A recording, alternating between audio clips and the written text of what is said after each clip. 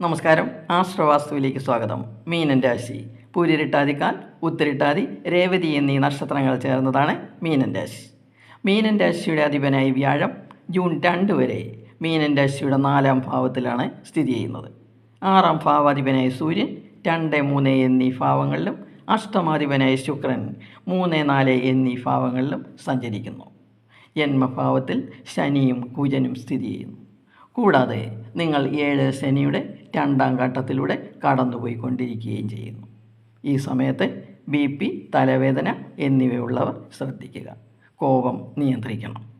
വ്യാഴത്തിൻ്റെ കേന്ദ്രഭാവത്തിലെ സ്ഥിതിയും ശുക്രൻ്റെ മെയ് 14 ശേഷമുള്ള മാളവ്യ യോഗവും രവി ബുധന്മാരുടെ നിപുണയോഗവും വിദ്യാർത്ഥികൾക്ക് അനുകൂല ഫലങ്ങൾ നൽകുന്നു.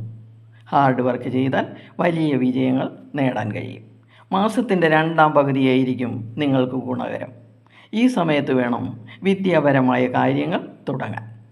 10-ാം ഭാവാധിപനായ വ്യാഴം കേന്ദ്രഭാവത്തിൽ സ്ഥിതി ചെയ്യുന്നു. ഇത് ദൈവാധീനം വർദ്ധിപ്പിക്കുന്നു. ഈ സമയത്ത് ശത്രുക്കളുടെ വർധനവിനെ ശ്രദ്ധയോടെ കൈകാര്യം ചെയ്യണം. വരുമാനം ലഭിക്കുമെങ്കിലും ധനച്ചിലവുകൾ ഈ സമയത്ത് കൂടാൻ സാധ്യതയുണ്ട്. ഏത് കാര്യങ്ങൾക്കും ക്ഷമയുണ്ടായിരിക്കണം. കണക്കുകൾ സൂക്ഷിക്കണം. 7-ാം ഭാവാധിപനായ ബുധൻ 2, 3 എന്നീ ഭാവങ്ങളിൽ സൂര്യനോട് യോഗം ചെയ്തു നിൽക്കുന്നു. ഇവ ബിസിനസ്സുകാർക്ക് ഗുണഫലങ്ങൾ തന്നെയാണ് നൽകുന്നത്. സ്വഭാവത്തിൽ ഒരു കൺട്രോൾ വേണം. മാസത്തിൻ്റെ 2-ാം പകുതിയിൽ ധനലാഭവും തൊഴിൽ രംഗത്ത് അഭിവൃദ്ധിയും ഉണ്ടാകും. വരുമാനം വർദ്ധിക്കും. സ്ഥാപനം ഉയർച്ചയിലേക്ക് പോകും. പ്രണയിക്കുന്നവർ മെയ് 11 വരെ സ്വഭാവം കൺട്രോൾ ചെയ്തു പോയാൽ പ്രശ്നങ്ങൾ ഒന്നും ഉണ്ടാകുകയില്ല.